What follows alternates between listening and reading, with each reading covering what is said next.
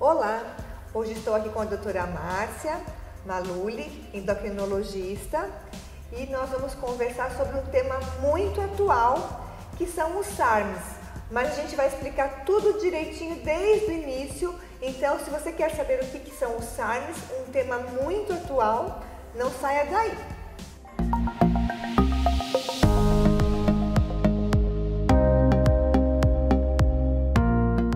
Gente, então vamos lá. Vamos conversar sobre um tema atual, que são os SARMs.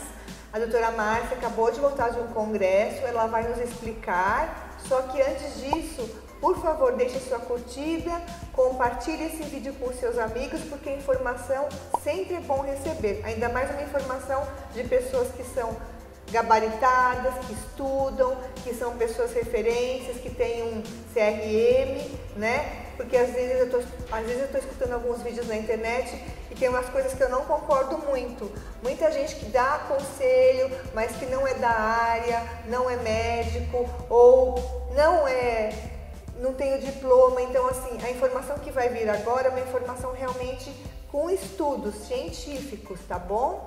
Então vamos lá. Doutora Márcia, muito obrigada. O que são os SARMs?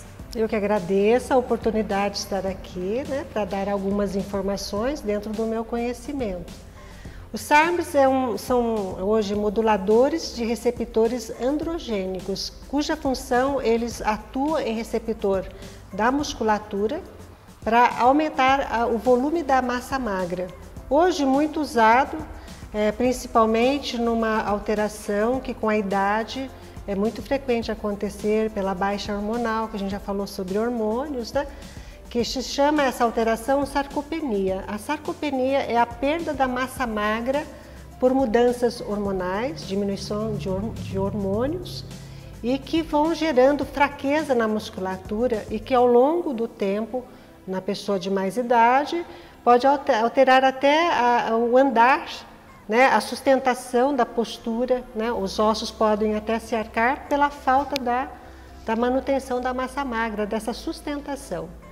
Hoje também muito usado os SARMs, né, em academias, né, hoje, embora que eu sou favorável ao uso com acompanhamento médico, né, em todos os cursos e congressos que tenho feito, são medicações novas, não tem aquela ação esteroide, né, que a gente vê que algumas pessoas compram em lojas de produtos para academia, mas apesar de não serem os esteroides, deve sim ser acompanhado com o uso do médico. Tem que sim acompanhar com ação, né, com as dosagens hormonais. E é muito interessante porque ele melhora o volume da musculatura, melhora a sustentação. E eu acho que é muito interessante o uso nos emagrecimentos também, né? Porque sim, às vezes as pessoas fazem dietas um pouco desequilibradas em termos de alimentação e além de perder a massa gorda, perde também um pouco da massa magra. E às vezes mesmo uma dieta muito bem balanceada, sempre um pouquinho da perda da massa magra pode existir.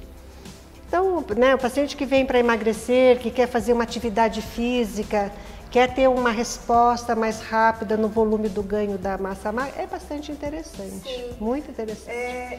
Aproveitando, eu percebo que algumas mulheres, ao envelhecer, elas ficam com essa parte do abdômen maior, né? E com as pernas mais finas. Então a impressão que eu tenho é que fica desproporcional, né? Aquele abdômen grande mesmo, né?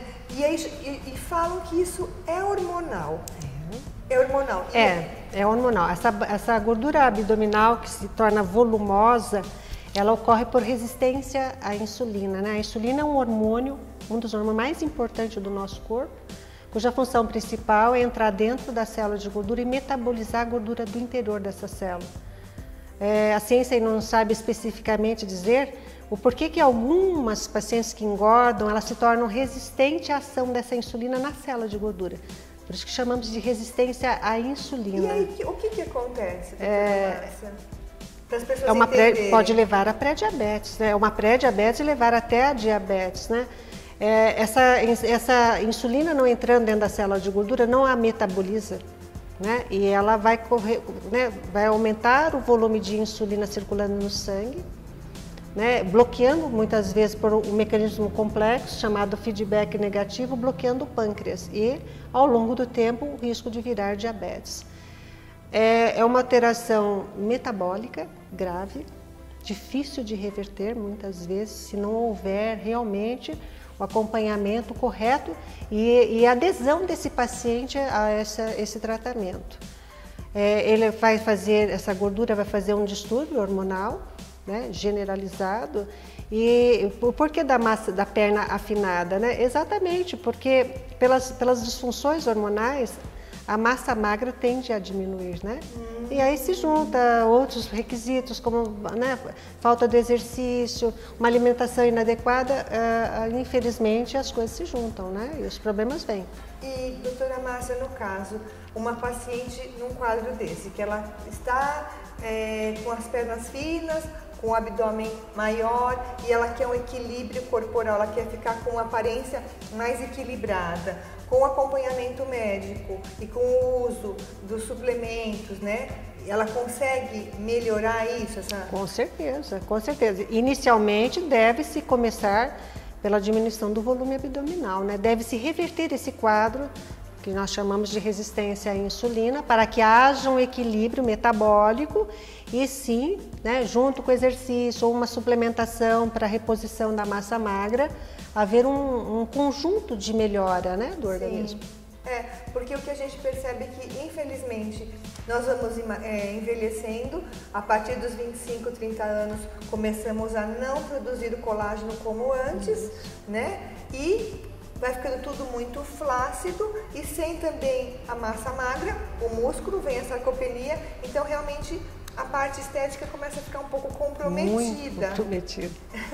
E hoje em dia, com estudos, a doutora Márcia participou de um congresso. Quer falar um pouquinho, doutora Márcia, só para dar uma luz para as pessoas que acham que não tem jeito, eu tô velha, não tem mais jeito, como que... Lissandra, na verdade é assim, né? Hoje a gente não pode ver um problema como apenas uma questão, né? Hoje o ser humano é uma unidade como um todo, né? Então, nesse congresso que eu participei, foi um congresso internacional, né?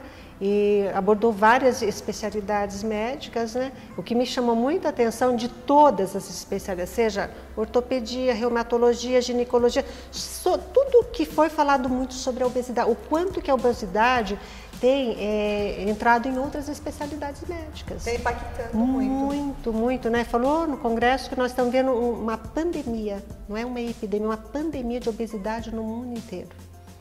Né? E a obesidade, ela é uma doença inflamatória. Hoje ela é considerada, ela causa inflamações teciduais, de cartilagem, de musculatura.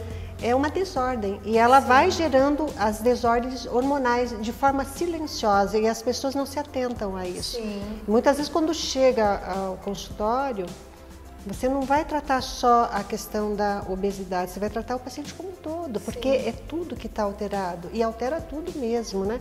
Você tem que ver esses hormônios, tem que dosar o hormônio da tireoide, você tem que suplementar muitas vezes com minerais e vitaminas.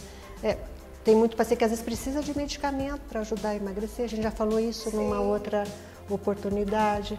Mas sempre com acompanhamento médico, porque eu percebo assim, desculpa até interrompê-la, quando eu era nova, nem pensava em fazer farmácia.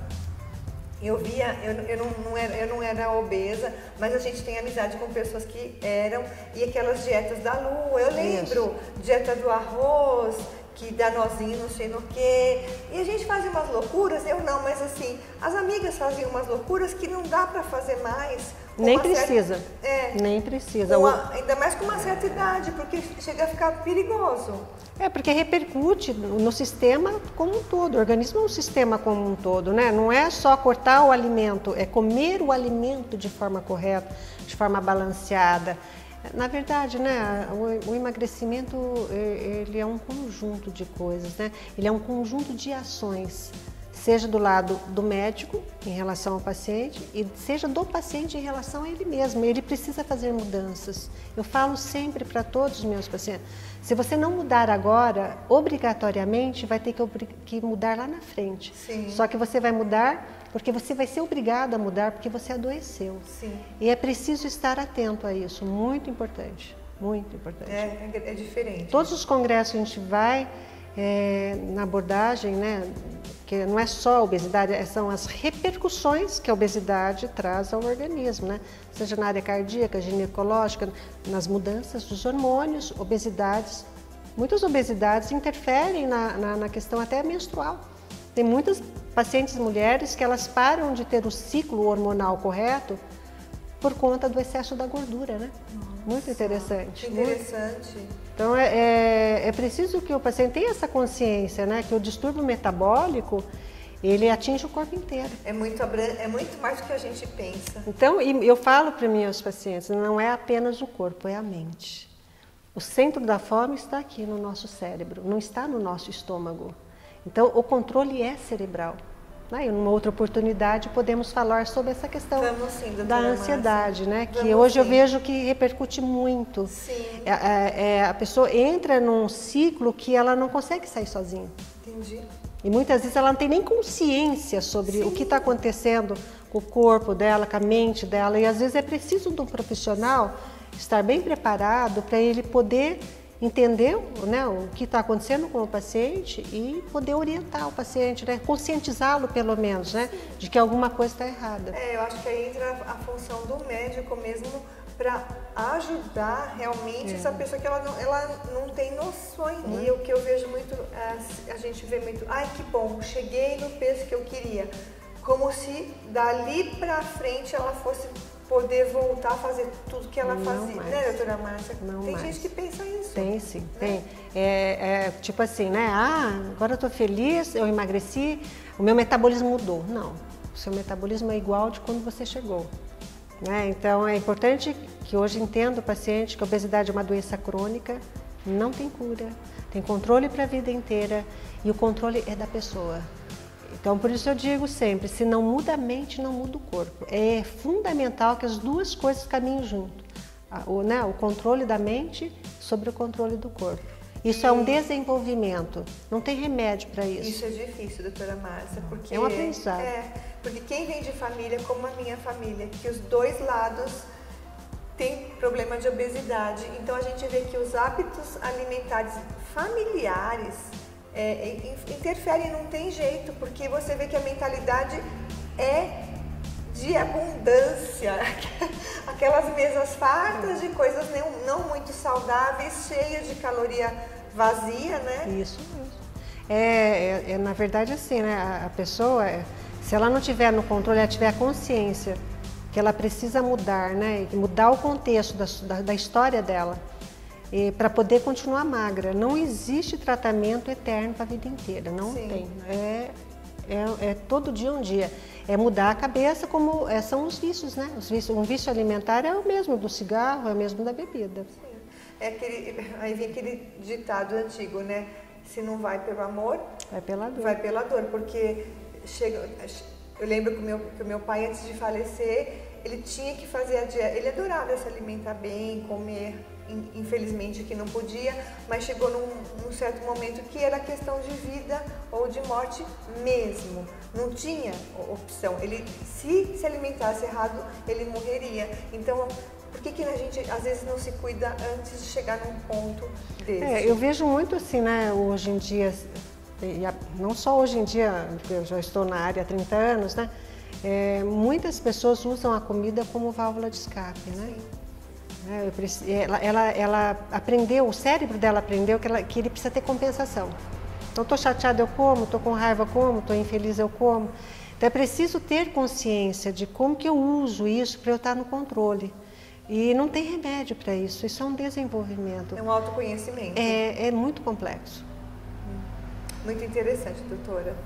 Então, vamos marcar outro dia para falar desse outro assunto aí, que seria da ansiedade, a questão emocional, isso, né? O gatilho, né? É muito importante, que eu acho que é a base de tudo. Eu tenho certeza que muitas pessoas que vão assistir vão se ver nessa situação, né? Sim, com certeza. Que é comum, né? O ser humano ele é muito parecido, né? Sim. Bom, então muito obrigada, eu doutora. Que agradeço. E a gente marca para falar desse outro assunto uma outra vez. Nos combinaremos. Com certeza. Muito obrigada.